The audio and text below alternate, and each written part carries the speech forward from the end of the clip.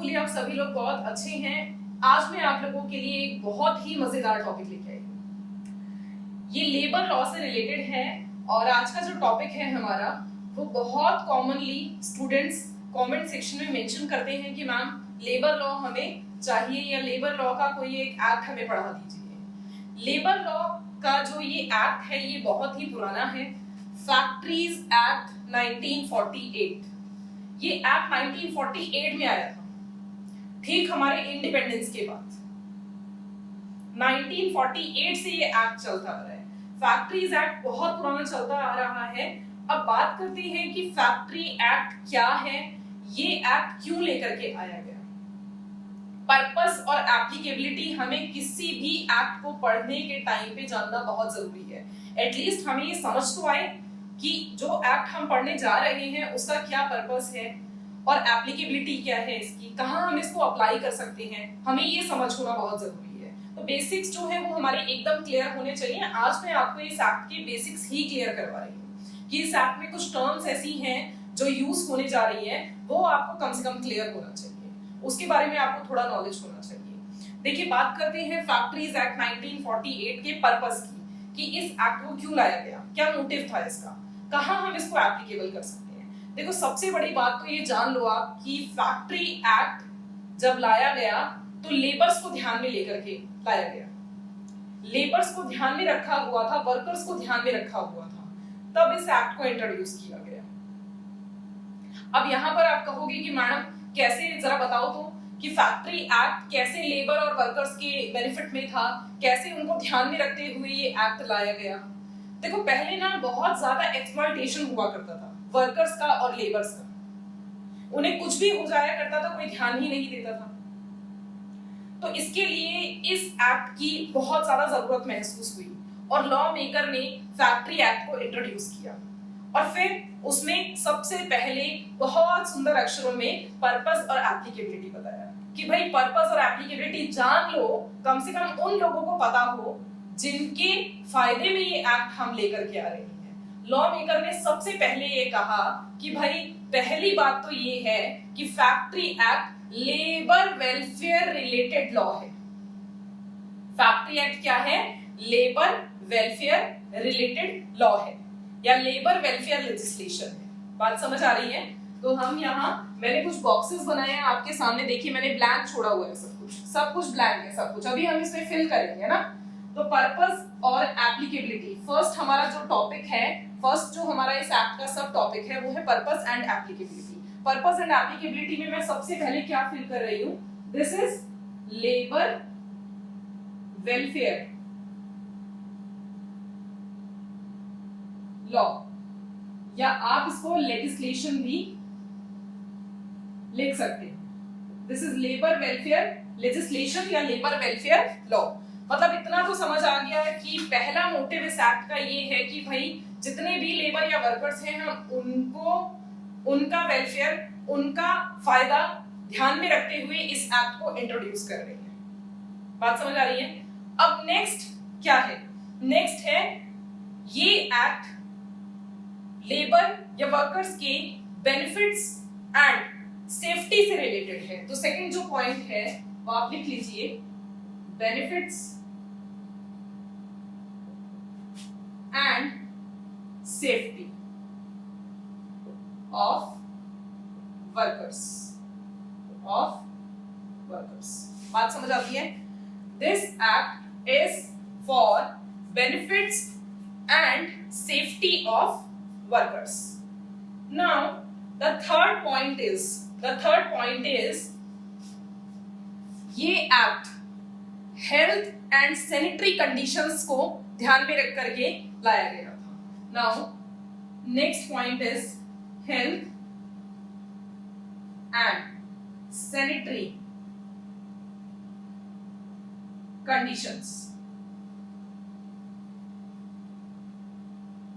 किसकी? Of workers. सब कुछ वर्कर्स के बारे में बात हो रही है यहाँ पर, ठीक है जी, सब कुछ वर्कर्स के बारे में बात हो रही है, किसी और के बारे में बात नहीं हो रही है यहाँ पर। So this act is introduced, this act was introduced for health and sanitary conditions of workers. So now next है, नेक्स्ट हमारा जो पॉइंट है, नेक्स्ट है प्रिवेंशन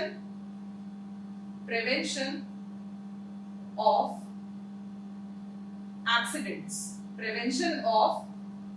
एक्सीडेंट्स।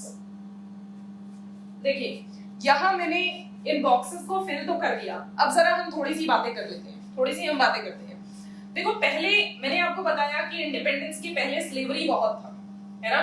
इंडिपेंडेंस जब आया तो स्लेवरी एकदम से हट गया था, लेकिन कहीं कहीं पर तब भी वो सब चीजें, एक्सप्लॉयटेशन है वर्कर्स का, लेबर्स का, और उनकी हेल्थ का ध्यान नहीं रखा जाता था, बेनिफिट्स नहीं दिए जाते थे उनको, ये सब चीजें हुआ करती थी और एक्सप्लॉयटेशन हुआ करता था, क्योंकि एकदम से सभी चीजें नहीं रिमूव हो सकती थी।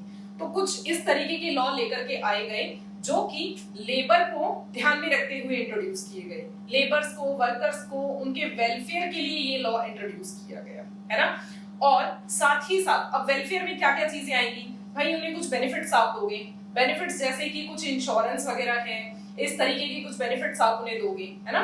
कुछ परक्विजिट्स हैं, कुछ इंश्योरेंस वगैरह हैं, इस तरीके के कुछ बेनिफिट्स आप उन्हें देंगे। Benefits and safety is the foremost point for workers. Safety, किस तरीके की सेफ्टी? देखो आपने सुना होगा बहुत बार कि एक वर्कर जो है वो बर्न हो गया, वो फैक्ट्री में काम कर रहा था तो वर्कर बर्न हो गया, उसको, उसकी फैमिली जो है, फैमिली पीछे, वो एक पर्सन अर्निंग पर्सन था अपनी फैमिली के अंदर और फैमिली पीछे छूट गई है, फैमिली में कोई और अर्निंग पर्सन नहीं है, तो फैमिली पूरी बेकार हो जाती है। बात समझ रहे हैं? तो ह्यूमैनिटी को ध्यान में रखते हुए ये लॉ मेकर ने डाला कि भाई पहली बात तो सेफ्टी होनी चाहिए वर्कर की। बेनिफिट्स आप दे रहे हैं, बात ठीक है, लेकिन बेनिफिट्स तो तब तक रहेंगे ना जब तक वर्कर आपकी फैक्ट्री में काम कर रहे हैं। आप उसको कुछ जैसे कि आप उसको खाने पीने की फैसिलिटी है, साफ सफाई की फैसिलिटी है, इस तरीके की आप सारी चीजें उसको प्रोवाइड कर रहे हैं। या मान लीजिए अगर कोई बर्निंग से रिलेटेड कोई काम हो रहा है, कोई शीशे से रिलेटेड काम हो रहा है, तो ग्लासेस प्रोवाइड कर रखे हैं, सेफ्टी मेजर्स प्रोवाइड कर रखे हैं, इस तरीके के। मैं एक एग्जांपल दे रही हूँ जस्ट आपको, है ना। अभी हम ये बात नहीं कर रहे कि किस काम के अंदर में कौन सा सेफ्टी मेजर होता है, अभी हम ये बात कर रहे हैं कि वर्कर की जो सेफ्टी है उसको किस तरीके से ध्यान में रखना पड़ता है। अगर कोई वर्कर जो है वो बर्निंग, कहीं आग से रिलेटेड कोई काम हो रहा है, जहां आपने देखा होगा वेल्डिंग से रिलेटेड अगर कोई काम हो रहा है तो वहां ग्लासेस लगा करके काम करना होता है। कांच का, शीशे का कोई काम हो रहा है तो वहां पर जो है वो सन ग्लासेस या आप चश्मा लगा करके काम करना होता है वर्कर्स को, लेबर्स को, और साथ ही साथ कुछ ग्लव्स उनको दिए जाते हैं सो दैट कि उनके हाथ में शीशे ना लगे, है ना। तो कुछ इस तरीके के कुछ सेफ्टी मेजर्स होते हैं, ठीक है। तो benefits and safety of workers को ध्यान में रख करके ये एक्ट लाया गया। और नेक्स्ट हमारा था हेल्थ एंड सैनिटरी कंडीशन। साफ सफाई होना बहुत जरूरी है। ऐसा ना हो कि वॉशरूम है एकदम गंदे हैं बिल्कुल, है ना, जो सीढ़ियां हैं वो बिल्कुल गंदी हैं, स्टेयर्स एकदम गंदी हैं, वहां पर क्लीनिंग नहीं है। तो सैनिटरी कंडीशंस मतलब साफ सुथरा होना चाहिए एरिया जहां पर वर्कर्स काम कर रहे हैं, ठीक है जी। जहां वर्कर्स काम कर रहे हैं उनकी हेल्थ को ध्यान में रखते हुए वहां एकदम साफ सफाई मेंटेन करनी है। इसको हम अदर लैंग्वेज में गुड हेल्थ ऑफ वर्कर्स भी कह सकते हैं, ठीक है। नेक्स्ट है prevention of accidents. Prevention of accident, आपको पता है लेबर के साथ बहुत सारे एक्सीडेंट्स हो जाया करते थे पहले भी और आज भी हो जाते हैं, है ना। लेकिन क्योंकि आज इस तरीके के एक्ट आ गए हैं तो बहुत ज्यादा सहूलियत हो गई है कि किसी भी लेबर को ज्यादा नुकसान नहीं होगा, ठीक है। प्रिवेंशन ऑफ एक्सीडेंट्स, एक्सीडेंट्स को रोकने के लिए बहुत सारे तरीके यहाँ पर लाए गए और इस एक्ट का जो पर्पस था वो एक्सीडेंट को प्रिवेंट करना था, एक्सीडेंट को रोकना था। खत्म तो नहीं कर सकते क्योंकि आपको पता है कि अगर फैक्ट्री में वर्क हो रहा है तो कहीं ना कहीं बाय चांस हो सकता है, लेकिन बहुत फ्रीक्वेंट एक्सीडेंट्स ना हो, ठीक है। कहीं किसी लेबर का हाथ कट जाता है, किसी वर्कर का फिंगर कट जाता है या कुछ और नुकसान हो जाता है, बर्न हो गया है, तो इस तरीके के जो एक्सीडेंट्स हैं उनको प्रिवेंट किया गया। जैसे आपको पता है कि आजकल फायर से रिलेटेड बहुत सारे गाइडलाइंस आ गए हैं, है ना, हर एक कंपनी या फैक्ट्री इन सब के लिए।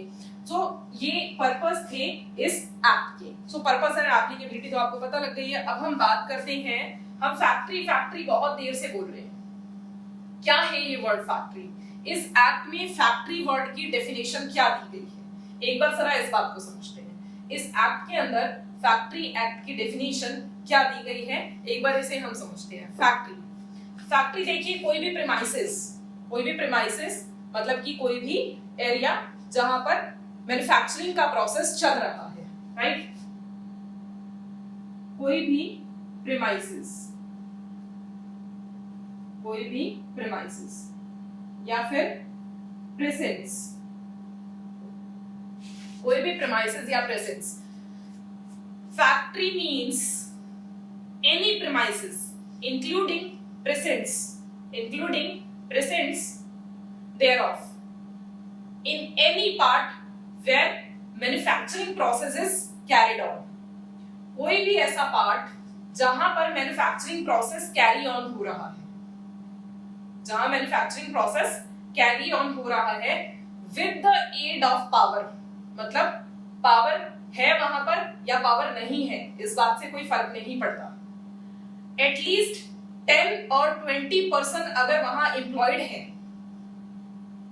या फिर एम्प्लॉयड रह चुके हैं पिछले 12 महीने में, पिछला साल या प्रीसीडिंग ईयर में, या प्रीसीडिंग ईयर का मतलब यहां पर क्या है 12 मंथ्स मतलब प्रीवियस 12 मंथ्स के अंदर में अगर कोई भी 10 या 20 एम्प्लॉयज वर्किंग रह चुके हैं प्रेमाइसिस के अंदर या फिर किसी भी ऐसे एरिया के अंदर जहां पर मैन्युफैक्चरिंग प्रोसेस कैरीड ऑन हो रहा है with the aid of power और विदाउट पावर, राइट। सो यहां हम लिख लेंगे प्रेमाइसिस एंड प्रेजेंस, हमने लिख लिया प्रेमाइसिस एंड प्रेजेंस। यहां हम पावर मेंशन करेंगे with the aid of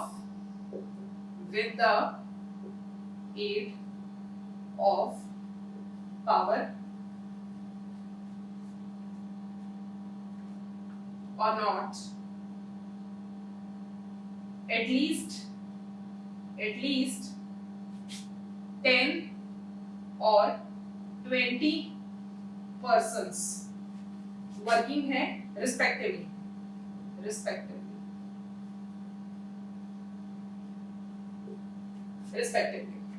right। आप नोट कर लीजिए,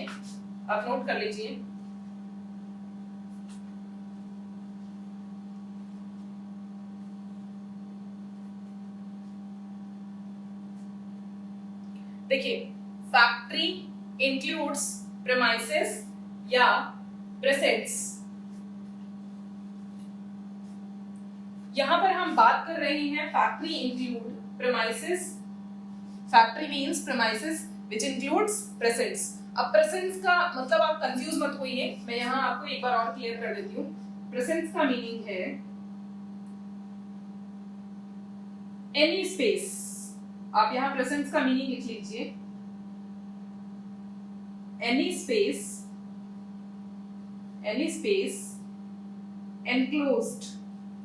enclosed by walls,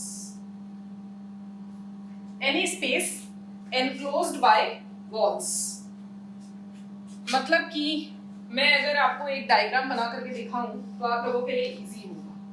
देखिए ये 4 दीवारी है, ठीक है, ये 4 दीवारी है, प्रेमाइसिस हम इसको बोल रहे हैं।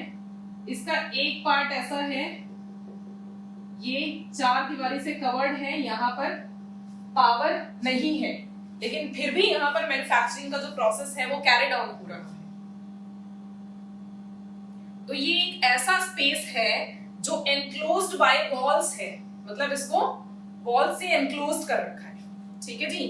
कोई भी ऐसा स्पेस जो एनक्लोज्ड बाय वॉल्स है, इसको हम प्रेजेंस के अंदर में कवर कर देंगे। Any space enclosed bye walls, इसको हम प्रेजेंस का डेफिनेशन दे रहे हैं। प्रेजेंस का ये मीनिंग है, any space enclosed bye walls. यहां पर 10 या फिर 20 लोग काम कर रहे हैं या फिर पिछले 12 महीने के अंदर किसी भी एक दिन उन्होंने काम किया, 10 लोग यहां और 20 लोग यहां, विद और without the aid of power. यहां with the aid of power और नॉट आप कर लीजिए, विद या विदाउट। विदाउट और with the aid of power. मतलब कि वहां पर बिजली, पावर मतलब इलेक्ट्रिसिटी, वहां पर इलेक्ट्रिसिटी है या नहीं है उस बात से फर्क नहीं पड़ता। 10 या 20 लोग पिछले 12 महीने के अंदर किसी भी एक दिन अगर काम किए थे, एक दिन या एक दिन से ज्यादा काम किए थे, तो उस केस में प्रेमाइसेस या प्रेजेंस के अंदर, तो उसको हम फैक्ट्री की परिभाषा के अंदर, फैक्ट्री की डेफिनेशन के अंदर, फैक्ट्री एक्ट के अंदर में पकड़ करके ले आएंगे। बात समझ आ रही है? कोई भी चार दीवारी या कोई भी ऐसा स्पेस जो एनक्लोज्ड है बाय वॉल्स, दीवारों से, और वहां पर मैन्युफैक्चरिंग का जो प्रोसेस है वो कैरी ऑन हो रहा है, चल रहा है, मैन्युफैक्चरिंग का प्रोसेस चल रहा है, चाहे वहां पर पावर है या नहीं है, 10 या 20 लोग वहां पर रिस्पेक्टिवली काम कर रहे हैं पिछले 12 महीने में किसी भी एक दिन या एक दिन से ज्यादा, तो उसको हम फैक्ट्री की डेफिनेशन के अंदर ले आएंगे। बात समझ आ गई है? ये लास्ट वाला जो बॉक्स है यहां पर मैं डाल रही हूं प्रीसीडिंग 12 मंथ्स। 12 मंथ्स का जिक्र मैंने किया ना आपको, प्रीसीडिंग 12 मंथ्स। बात समझ आ रही है? मैं बोर्ड लीव कर रही हूं, आप प्लीज नोट कर लीजिए। मैं बोर्ड लीव कर रही हूं आप लोगों के लिए, प्लीज आप नोट कर लीजिए। होपफुली आप लोगों ने नोट कर लिया है। मैंने साथ साथ आप लोगों को क्लियर की है सारी चीजें कि फैक्ट्री की जो डेफिनेशन है वो क्या है अंडर फैक्ट्रीज एक्ट। हर एक्ट अपनी टर्म्स की डेफिनेशन लेकर के आता है, पता है आप लोगों को? फैक्ट्री एक्ट आया तो एक नया वर्ड लेकर के आया, एक टर्म लेकर के आया फैक्ट्री। अब फैक्ट्री की डेफिनेशन दो कि तुम्हारी फैक्ट्री की परिभाषा के अंदर में क्या आता है। बहुत सीधी सी बात बता दी कि भाई कोई भी चार दीवारी जहां पर मैन्युफैक्चरिंग का प्रोसेस कैरी ऑन हो रहा है, चाहे वहां पर पावर है या नहीं है, 10 या 20 लोग अगर वहां पर काम कर रहे हैं ना, पिछले 12 महीने के अंदर एक भी दिन अगर काम किया है 10 या 20 लोगों ने, तो उसको हम फैक्ट्री की डेफिनेशन में पकड़ करके लिए और बोलेंगे तुम आज से फैक्ट्री। बात समझ आ रही है? बोलेंगे आज से तुम फैक्ट्री हो, ठीक है? तो ये फैक्ट्री की डेफिनेशन के अंदर ले आएंगे। डन? नाउ अब बात करें ऑक्यूपायर की। एक और टर्म आई फैक्ट्री एक्ट में, एक और टर्म इंट्रोड्यूस हो गई, ऑक्यूपायर। ऑक्यूपायर कौन है? मैडम ऑक्यूपायर तो थोड़ा सा सुना सुना शब्द लग रहा है, लेकिन हमें समझ नहीं आ रहा कि फैक्ट्री एक्ट इसकी क्या डेफिनेशन देगा। मैं हूं ना यहाँ पर बताने के लिए आपको। आइए ऑक्यूपायर की डेफिनेशन हम लोग देखते हैं। देखिए ऑक्यूपायर कौन है? सबसे पहली बात, ऑक्यूपायर एक ऐसा पर्सन है who has ultimate control over the affairs of factory। तो यहां पर सबसे पहला जो वर्ड निकल करके आया वो आया person. Person person who has ultimate control over affairs। बात समझ आ रही है? The person who has ultimate control over affairs of the factory। बात समझ आई? एक ऐसा पर्सन जिसका कंट्रोल फैक्ट्री के सभी अफेयर्स के ऊपर में है, तो उसको हम ऑक्यूपायर का नाम दे देंगे। डन है? नेक्स्ट हमारे पास है अब आप कहोगे कि मैडम अगर कोई पार्टनरशिप फर्म है तो उस केस में कौन होगा? पार्टनरशिप फर्म में तो बहुत सारे पार्टनर्स होते हैं, उस केस में कौन ऑक्यूपायर होना चाहिए? पार्टनरशिप फर्म के केस में पार्टनर को ऑक्यूपायर मान लिया जाएगा। In case of partnership firm, partner को हम ऑक्यूपायर ट्रीट करेंगे। डन है? ऑक्यूपायर को हम पार्टनर ट्रीट करेंगे। अगर कोई कंपनी है, तो अगर कोई फैक्ट्री ऐसी है जो कि कंपनी रन कर रही है, तो उस केस में जो डायरेक्टर होगा ना कंपनी का, वो फैक्ट्री का ऑक्यूपायर मान लिया जाएगा। बात समझ आ रही है? कंपनी अगर किसी फैक्ट्री को रन कर रही है तो कंपनी का जो डायरेक्टर होगा वो फैक्ट्री का ऑक्यूपायर मान लिया जाएगा।